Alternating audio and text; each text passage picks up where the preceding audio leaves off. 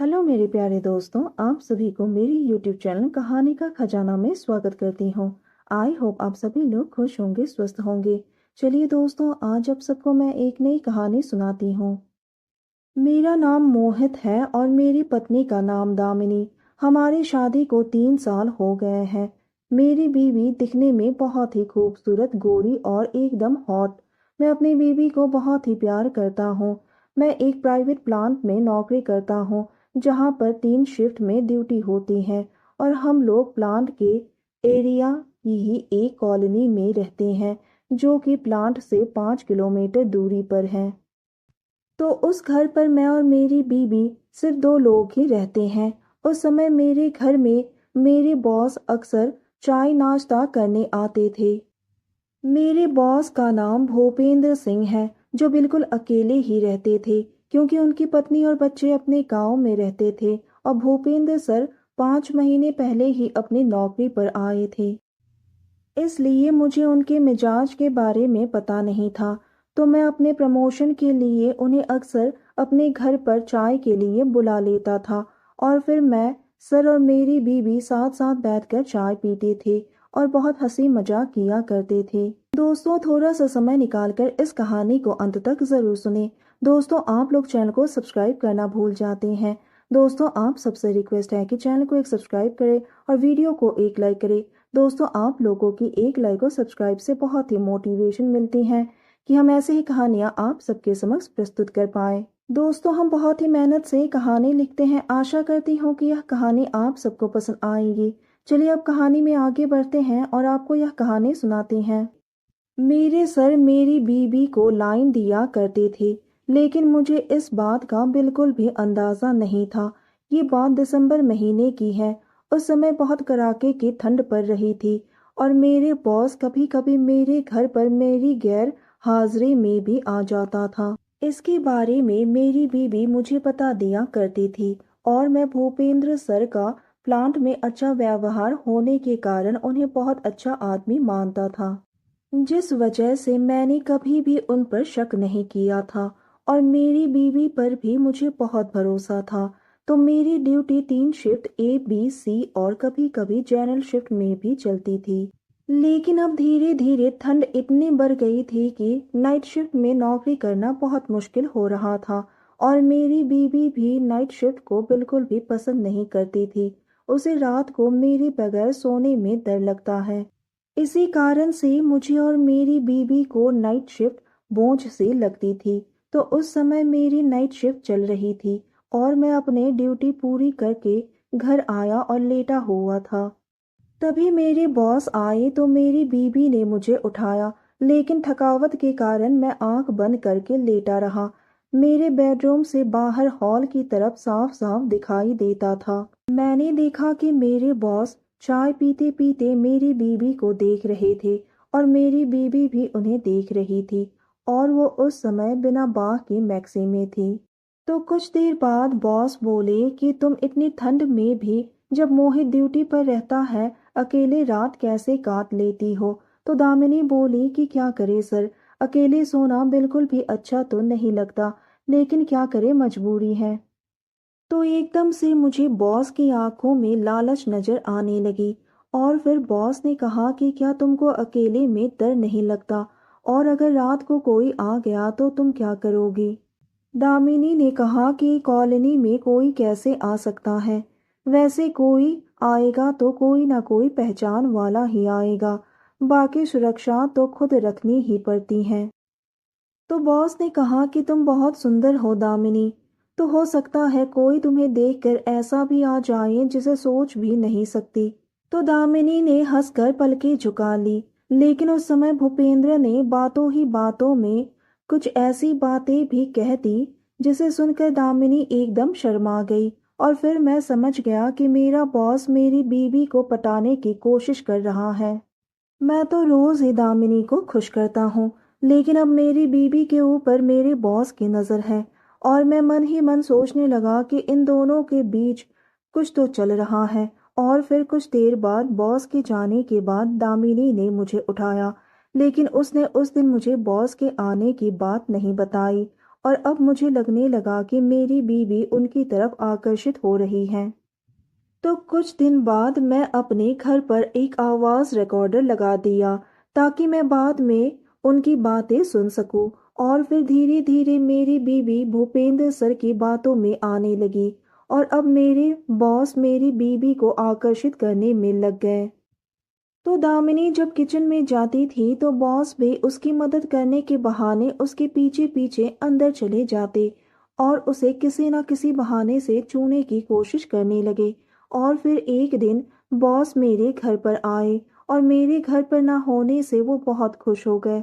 फिर सर ने दामिनी से अपने दिल की बात कह दिया। उन्होंने कहा कि दामिनी अगर तुम बुरा ना मानो तो मैं तुमसे कुछ कहना चाहता हूँ।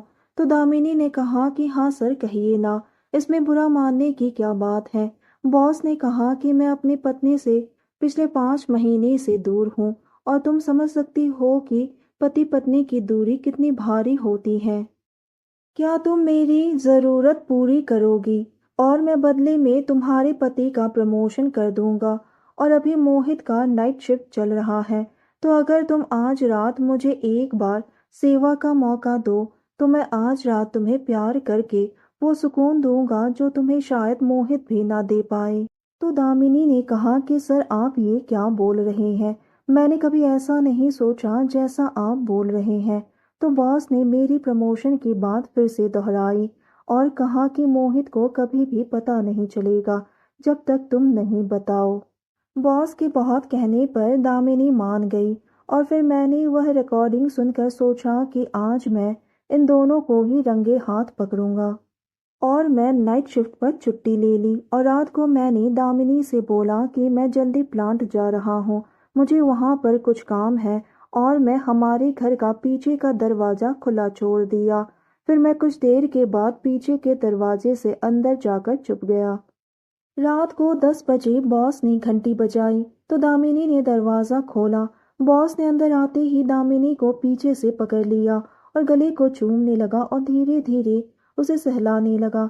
तो दामिनी भी अब मदहोश हो गई और गैर मर्द की बाहों में देखकर मैं बहुत ही दुखी हो गया था कि जिस बीवी को मैं इतना प्यार करता था वह आज मेरी गैर मौजूदगी में किसी और की बाहों में झूम रही है।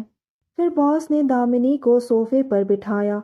वो दामिनी को एक गोली का पैकेट दिया और बोले कि इसकी आधी गोली दूध के साथ पी लो। और वह खुद भी एक गोली खा गए। फिर बॉस ने मेरी बीवी को एक दुल्हन का जोड़ा हाथ में दिया और बोले कि आज तुम ये पहन लो, मैं तुम्हारे साथ हम दोनों की पहली रात मनाऊंगा।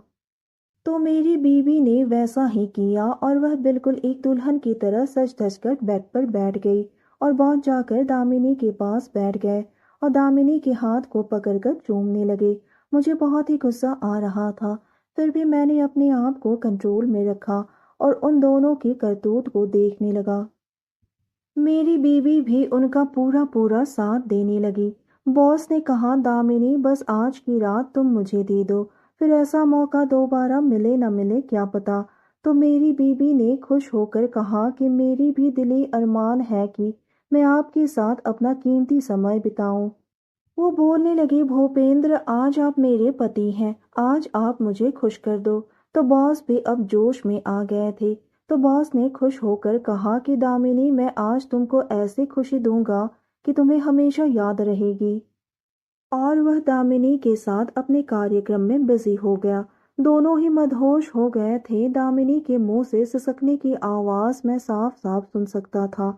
मुझे अपनी आंखों और कानों को विश्वास नहीं हो रहा था कि दामिनी कभी इस हद तक चली जाएगी। वह दामिनी को खुश करने लग गया।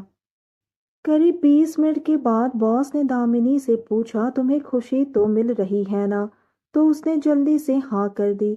फिर उसके बाद क्या था, वो और भी बेकाबू हो गए और दामिनी को अपने बाहों में भर लिया।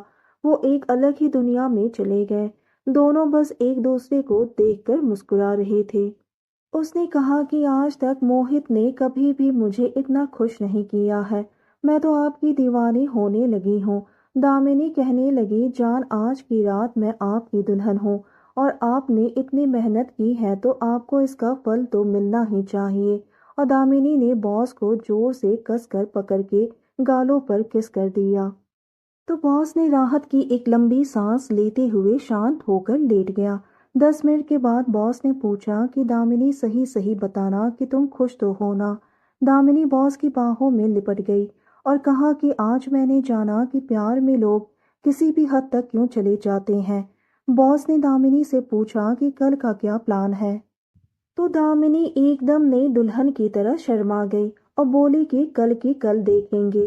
फिर दोनों सो गए। सुबह होते ही बॉस निकल गए। मेरी बीवी ने उनका वो दुल्हन का जोड़ा वापस कर दिया और कहा कि यह आप ही रखो, कहीं इनको पता चल गया तो प्रॉब्लम हो जाएगी। और उसके बाद बॉस घर चले गए। लेकिन उस रात उन्होंने मेरी बीवी को बहुत खुश किया, जो मुझसे अब बर्दाश्त नहीं हो रहा है। जिसको मैं अपने दिलो जान से भी ज्यादा चाहता था, वह मेरी गैर मौजूदगी में ये सब कर जाएगी। मुझे अपने आप पर विश्वास नहीं हो रहा है। तो दोस्तों, यह कहानी सुनने के बाद आप सबकी क्या राय है, हमें कमेंट करके ज़रूर बताइए। और साथ ही इस वीडियो को एक लाइक करें, चैनल को एक सब्सक्राइब करें और नोटिफिकेशन बेल को भी ज़रूर दबाएं, ताकि अगली अपडेट सबसे पहले आपको मिले। दोस्तों, आपकी एक लाइक और सब्सक्राइब से बहुत ही मोटिवेशन मिलती है कि हम ऐसे ही कहानियाँ आप सबके समक्ष प्रस्तुत कर पाएँ। आप सबने अपना कीमती समय निकाल कर इस वीडियो को सुना, इसके लिए आप सभी को धन्यवाद करती हूँ। धन्यवाद दोस्तों।